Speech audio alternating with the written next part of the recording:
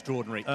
Yeah, I mean, 1:55.30 at 2:1:38 is at 1:55.20. So he is certainly only 10 seconds down on the world record. Wow, that is extraordinary. Approaching 41 kilometres. So what can his compatriot Legese find? He thought he'd got this race won, but Bekele is going to take some shifting now. And there you can see at 40 kilometres, just 11 seconds outside the world record that was set, remember, only 12 months ago on this course. Kenenisa Bekele has got the bit between his teeth, and there a little smile. He's enjoying himself, isn't he? And why not? This could be one of the greatest comebacks, perhaps not the greatest victory we've ever seen, but one of the greatest comebacks that we've ever seen in a world marathon. 2:47 for the 41st kilometre, quite outstanding. And Legese looks a broken man now, really starting to hurt. And he's becoming an ever-distant figure as we approach 2 hours of running. Kenenisa Bekele, what a performance this is. And very shortly, he will emerge onto Unter den Linden, that famous, famous road. There'll be a left turn into Unter den Linden, and then for the first time, he'll be able to see the Brandenburg Gate. Deep in concentration. He is trying. He is really going for this. He is. He's been watching, he's been looking at his watch time and time again, and he's proving himself this time. There's no dropout this time. This is a formidable performance. To be dropped so much after a 2:48 by Legese over a 50, he's 5 seconds outside the world record. Well, he's going to be very, very close. It's astonishing. Well, we saw history last year in Berlin, quite astonishingly. Are we going to see history repeat itself here? 12 months ago, Eliud Kipchoge, 2 hours, 1 minute 39 seconds, and now the track pedigree, all those years on the track, maybe start to come to help Kenenisa Bekele, still the world record holder, remember, over 5,000 and 10,000 metres. He's on Unter den Linden, and there is the Brandenburg Gate, approaching 2 hours. And then we can get him home. He was 10 or 11 seconds outside the world record, but he's getting closer and closer, and he's about to hit 2 hours. Yes, he is. 2 hours gone, and 41.5 kilometres, just half a kilometre to go, and that really is... So, I mean, look at this, shouting the encouragement to him, but he doesn't need encouragement. He knows what he's doing, and there is that Brandenburg Gate. Wow, what a race, what a run by Bekele. Well, Bekele could be making history here, approaching the Brandenburg Gate. He was down and out at 30 kilometres, remember.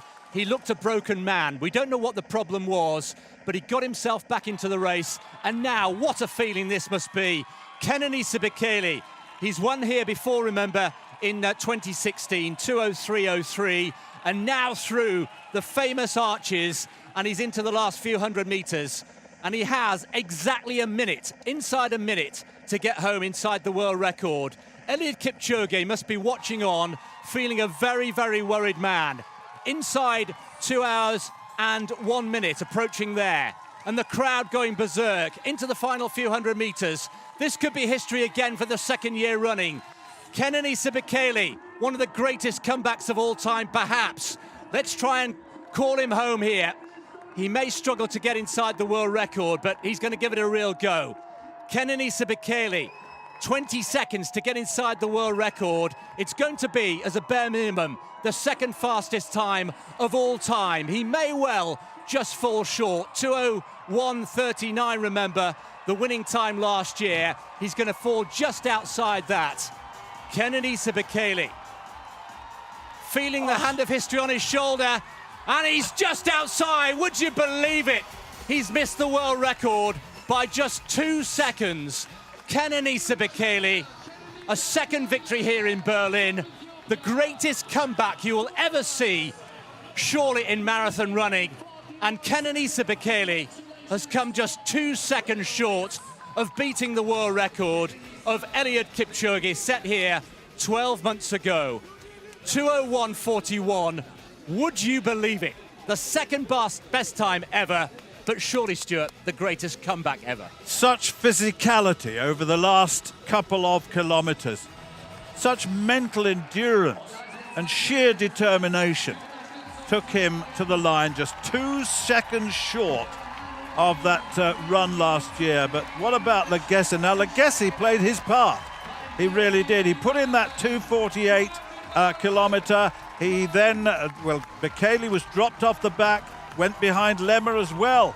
But then all of a sudden, Bekele had a second wind and came through. At second place at 2:49. Wow, these times are terrific again, aren't they? 2:2:48 is astonishing. Astonishing.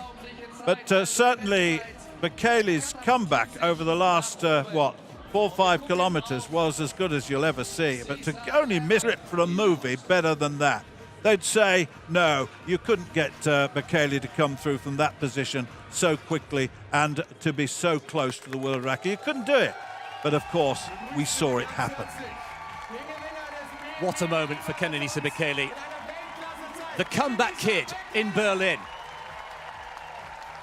He had his doubters. Would he be fit? Would he put in the hard work? Did he have the discipline to get himself into the shape that is needed to compete at this highest level? Well, the answer was, yes, he did, to all of those questions. And my, oh my, didn't he come close? 2 seconds over 42 kilometres, 42.2 kilometres. Wow, simply wow.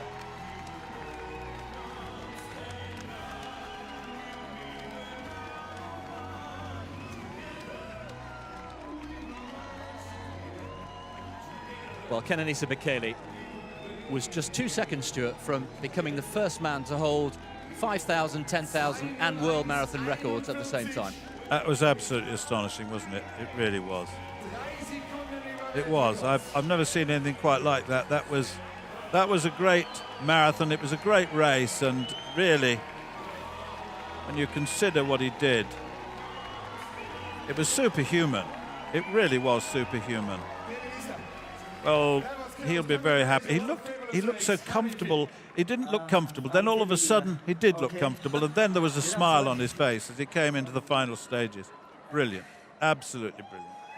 Well worth a watch. And those who've not seen this will wonder. And they'll blink twice when they see that time. They really will, because at the end of the day, oof,